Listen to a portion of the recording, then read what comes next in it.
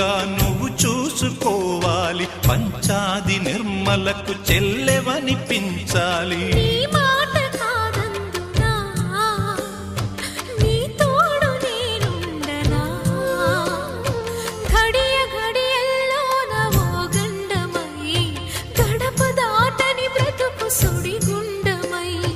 నా ప్రాణమా ఎడబాటు మనకున్నదా బ్రతుక